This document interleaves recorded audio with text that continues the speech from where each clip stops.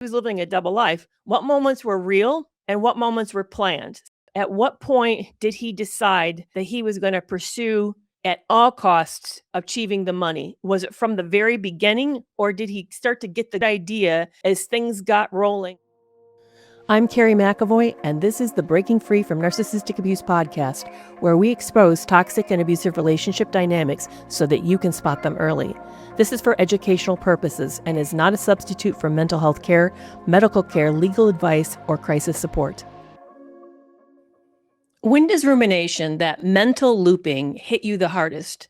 Is it out when you're driving alone, doing some household chores, or just about when you're ready to fall asleep? Thank you so much for joining me. This is going to be a Q&A where I hang out with you and take your questions around a topic. And this week it's on rumination. I got out of that relationship and was so preoccupied with what happened to me. That's why I wrote Love You More, frankly. To be honest with you, is because I needed to make sense because the gaslighting was so severe that I didn't know it was real. And I replayed everything and I felt so badly about what happened that I kept trying to process it to make it make sense and also to process my shame because I just felt really, really broken.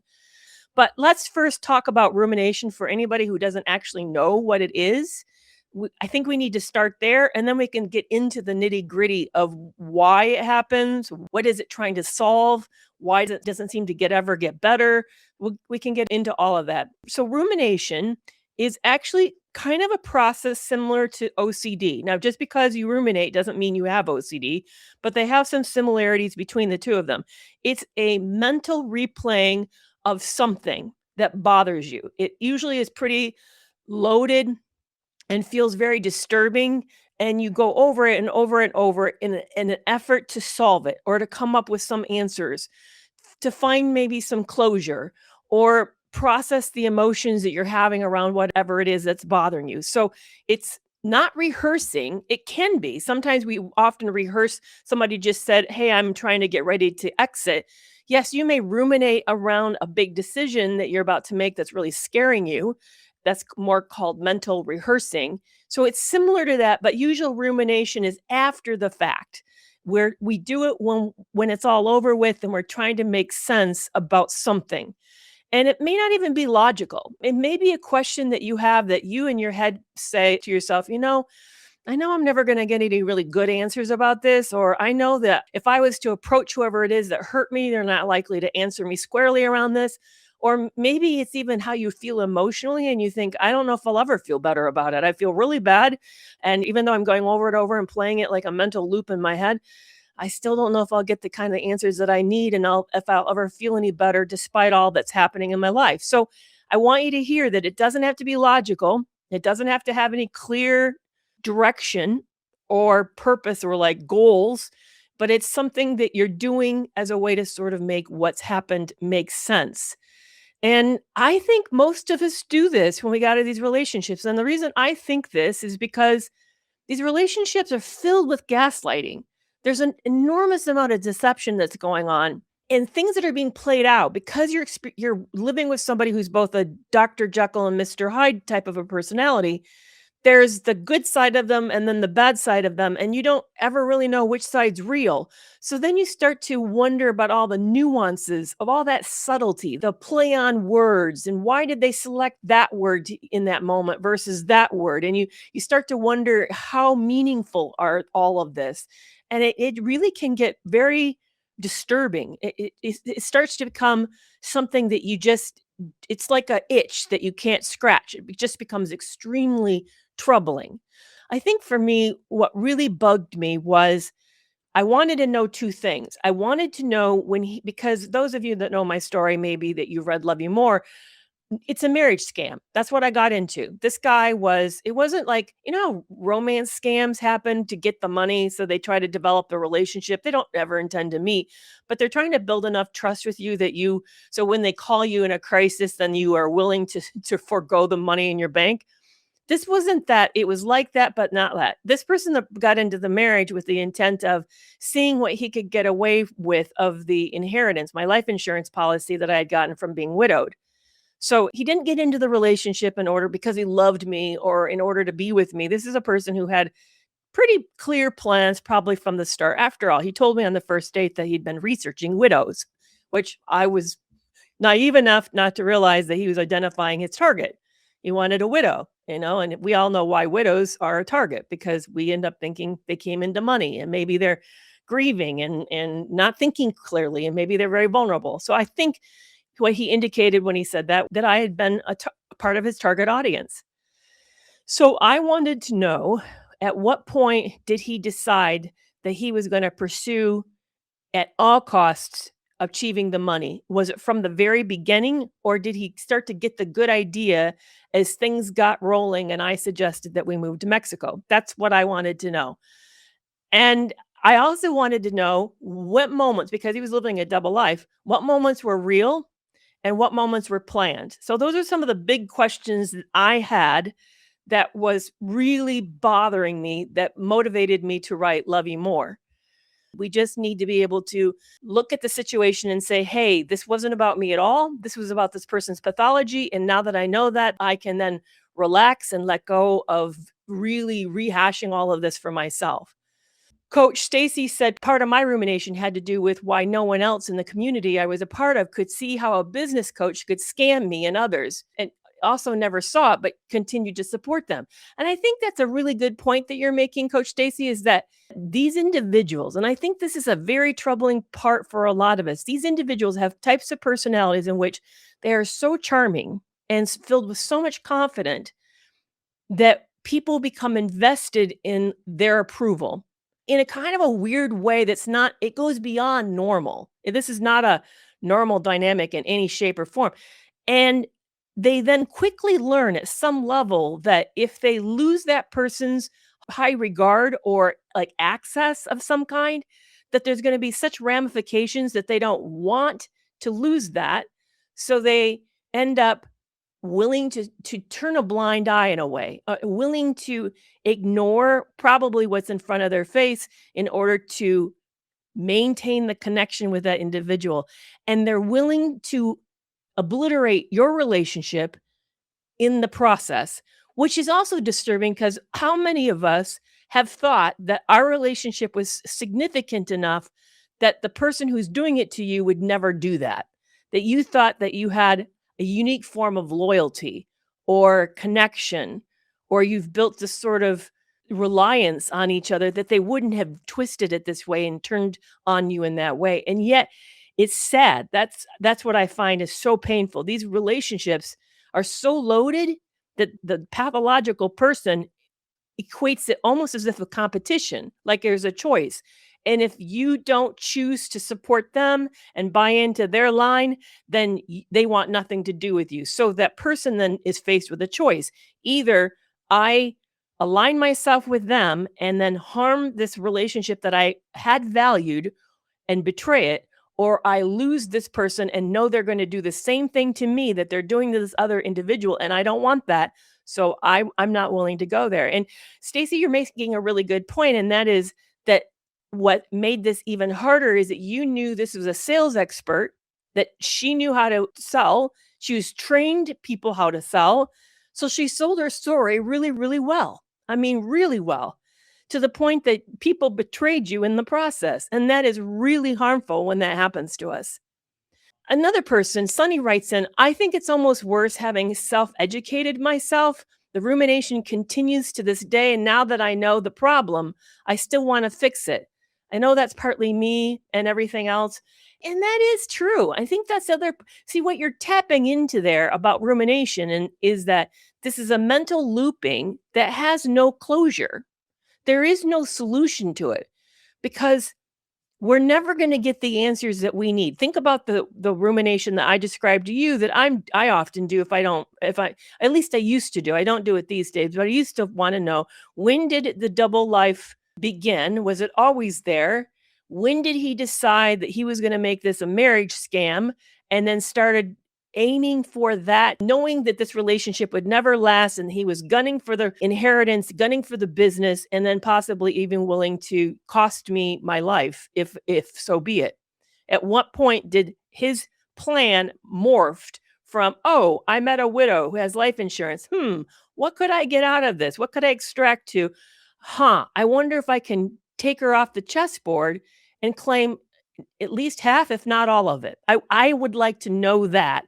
And I know that I will never know that. That is not an answerable question because I don't even know if my ex really knows. Think about this, because part of what's harmful about these relationships is these people are acting almost instinctual.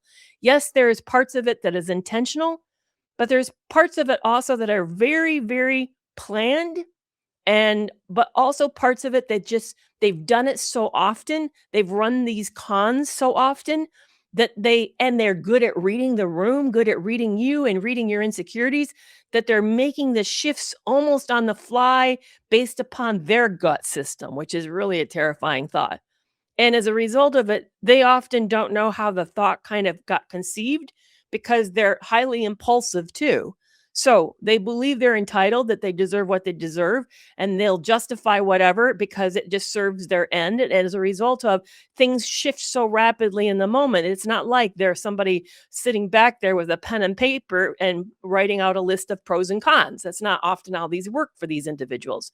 So it ends up being something that he's never going to admit to that. Why would he admit to that? First of all, it's damning evidence. And second of all, it probably happened in a morphing kind of a process. And so I won't get those answers, but it does bother us because we'd like to know these things and we know that we won't know them. Somebody asked, I daily ask if it was intentional or an unconscious process and behavior. And I think the answer to that question is it was both. And that's why it's so confusing, is because you won't know the answer. And that line probably moved depending on the decision. Some decisions they may actually have planned out. Mine, for example, actually scheduled to meet up with people. And he would know he had to plan that out. He had to have an excuse to get out of the house, an excuse that would preclude that excluded me. And then he had to be able to implement it in a way that made me feel like it was a justifiable, legitimate reason. That took planning. But I also think that then the moments he got caught on something, he was just running with it. Or if a moment sort of made itself available, he would run with that too. So I think yeah, I think it's this dynamic between there is preparation. I mean, I saw his cliff notes. He actually had notes on his iPhone where he'd log stuff. He had phrases he'd practiced, and he had a list of women and information about them. So he definitely was doing some planning. But I think there's also a lot of it that was being improvised. And it makes it really hard because we'll never know exactly where that line is, and that can drive us nuts. If you end up thinking you need to know the answer, you're never going to know that answer. A lot of us who've experienced somebody who's been living a double life has that as another source of rumination, which is how much of any event that we experienced was real. Like that family barbecue out on 4th of July. Was that actually because he wanted to get, or she wanted to get everybody together in the neighborhood, or because they planned to meet up with somebody who's in the neighborhood that maybe they're having an affair with? This is the other thing that makes this really hard to isolate rumination, is because sometimes for some antagonistic people, the drama, the conflict is the point. There isn't really actually a bigger point. It's just not to agree with you. So as a result of that, how do you then stop that? Because there may have been no point at all. He just wanted, or she just wanted to be difficult. Here's a question for today. One of the questions that I had on my list that I wondered about. Do you think you're going to ever understand why this person did what they did and be able to finally let it go? Have you found that the rumination that you've done around it, has it brought you any resolution around this? I'd be super curious if you guys found that. I found it, the answer for me was yes, but not really because I was ruminating. It was because I did something with the rumination that moved it in a productive level, because I found rumination never got me anywhere helpful. It actually just made things worse, and I got really, really upset. So here's how I found some resolution to my rumination. I started to write. And you may be surprised to hear this because it's not the first time I've ever heard you shrugging. It's not the first time I've said this out loud. So bear with me if you heard me say this before. But there have been research studies looking at the impact of journaling. One of them had to do with people who lost a job. They separated the groups into two groups. There's a subject and the control group. The subject group was to write whatever they wanted about what it felt like to lose a job, where they were, how they felt about it, what it meant to them, the way it was impacting them. The other group, the control group, was to write about something like what the weather was like, something silly, innocuous, and had nothing to do with losing a job. And then they went back and looked at both groups 3 months later and found out that the group that was writing about their impact of losing the job had actually moved on and healed and were more likely to have found a new position than the group that was just writing about nothing, writing about weather. That's what I found too. I found that writing Love You More, which took me 3 years. I started writing it as the relationship was break literally, I'm on the plane and I'm writing the first chapter and he's next to me. I actually showed it to him, which was kind of a stupid thing, which is one of the ways he knew that it was happening, but I showed him the first chapter that I'd already was starting, which by the way is not the chapter that got published because a lot changed from the first rendition to the last one was actually put out there self-published. But so that was July of 2019, and I published it February 14th, 2022. So it was almost 3 years. Now, it took me 9 months of writing to write the first draft. And then I started all the edits, and it went through 9 edits. It was yeah, I learned a lot about writing in that, but in that process of writing it over and over and over, and then some of these scenes, because you sort of really live in the scenes. It's like writing a lot is a lot like writing, like watching a movie. That's what it feels like. It feels like when you put these words down on paper and you're describing what's happening, you're setting up the scene and then playing the scene out, and it feels like you're sitting there watching a movie when you do that. It's a very interesting experience. It's different than writing a paper for English or trying to do a research paper. It's very, very different. And I found that as I would do that, some of these moments would stick in my mind and I would like, why did he do that? And what was going on there? And what he used a really weird word and he did a really bizarre thing. And what would people who did that thing usually do that? What would lead them to do that? What was he probably hiding or feeling in that moment? And as a result of that, I got to the place where things started to click and make sense. A lot of times it would gut me and I would end up crying for a while about it, but it started to just kind of make sense. And in fact, I hear from people now that when I talk about it, it feels like it happened to someone else a long time ago, because that's frankly how it feels. So, one of the things that helped me with rumination, I want to talk about two different mechanisms that's helped. There's one that you can do in the moment, and then there's one that you can do that takes time. So, part of what's awful about rumination is there's no solution. And what it does is it reactivates your nervous system. So you actually get all stirred up again. It's as if you're living it again. So you become hyper vigilant. You're back scanning the environment. You feel at threat. You don't feel safe. So here's a technique. If you're battling this, this is a really great technique that will help you. When you catch yourself doing it, and that's the first tricky part. When you first catch yourself doing it, stop. Say something like stop. Out, maybe even out loud to yourself. And then at that moment, take 5 deep breaths because you want to reset your nervous system. Nice 5 deep diaphragmatic breaths. And then you want to do something that's completely distracting. It has to take up a lot of attention and concentration, which is hard because a lot of stuff that we do, if you have like thought leakages around it, then it's not really consuming attention and concentration. Should be so consuming, you can't think of anything else but whatever it is that you're doing. A great task is math. And I know a lot of us don't like math, but it needs to be challenging enough that we can't do it just by rote. Like if you start to count, you can easily lose track because you start to think about other things. That doesn't qualify. But it can't be so challenging that you give up in frustration and maybe you should pull a pen and paper out, but you don't need to. So you want it complicated enough that you can do it anywhere at any time, whatever you're doing, like driving or in bed. You want but it needs to be all consuming enough to eat up enough of your mental space. So one of the things I often do is count backwards from 5,000 by 7. Could be by 8. Don't make it by 5. That's too simple. But make it a weird number so that you have to work at it. So let's go back to the top. You catch yourself ruminating. Doesn't matter how long you've been doing it. Say out loud, or at least in your mind, stop. And then take 5 deep breaths and then pull out the activity that you've planned to use the next time you catch yourself ruminating.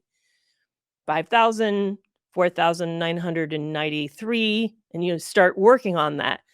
And just keep doing it until you start to feel better, and then you can stop. And then do it again the next time you ruminate. Now, what happens is that people often find themselves feeling silly or bad. Like, I'm having to do this 50 times a day. There's what's wrong with me? It must be something. Does this mean that I'm really not well? It actually doesn't mean anything. It doesn't matter how many times you have to do it a day. Just doing it every day, every time that you do it is a really great way to stop the process from yourself or from ruminating. That's a great way to be able to address these symptoms in the moment so that you can get your life back because rumination, as I said, is activating the flight or fight system. And as a result, you're stirred back up. Your body is in a back into kind of a activated space that's not healthy for you when you're trying to relax and get calm and get clarity. Here's though what I would recommend that you do over the long haul, and that is to start to do something like journaling, get some coaching, join an online community where you can process this, but get the space where you can start to make sense and put it into perspective and find the closure that you need, not what you're going to get from this other person, but some answers that you need to make it make peace. And now for me, one of them was, did I really harm my family and can they ever forgive me? It is important that we come to some answers to put it in perspective for ourselves. And for me, it was to put it in perspective that he never loved me. That actually, I know that's a brutal thing to say to myself, but it actually helped me. It did help me to say to myself, this was not love. This was predatory. It was an extraction. And he didn't know you and he never cared to know you. And that's why things went the way that they did. Here's one of the ruminations we haven't mentioned yet is, am I the problem? Maybe I made all this up. Maybe it was really been me from the get-go. And I just thought that it was them because it was easier for me to think that. And I'm just blowing all of this out of proportion. I have a feeling a lot of us have thought that at one time or another. Here's the other thing I think is super helpful to remember about rumination. Understanding what you've been ruminating about gives you insight into yourself. It's actually sort of like a image of the things that bother you. You can learn something about yourself by processing what it is that bothers you. That says something. It gives you information. I don't know if we've ever thought about that. That you could use your rumination sticking points as places for you to then work on in other locations, like in online coaching or therapy or with community. Think about, for example, writing all your ruminations down, each one, the ones that are really bugging you. And I know that may be kind of embarrassing because it's hard to look at stuff like that. People would come in when I was doing therapy back in the day, people would come into the office and say, I don't even know if I want to say this out loud because there's so much shame attached to this. And I understood that. But if you could hold on to the shame, keep it under check so you don't hurt yourself with it, and then write down the ruminations and then see if there's a theme to them. Like, is there a theme of how people perceive me and do I have a place in the community? That might be one theme. Maybe another theme is I don't trust myself. And that's what's really bothering me is that I missed the signs and now I'm trying to process my ability to rely on my own indicators, my own discernment. Maybe another theme is I don't know if I'm lovable and why somebody would choose me or not choose me. And it really hurts to think that somebody used me this way. But consider using it sort of almost as psychological information that may give you a lot of helpful direction about what it is that where you're insecure.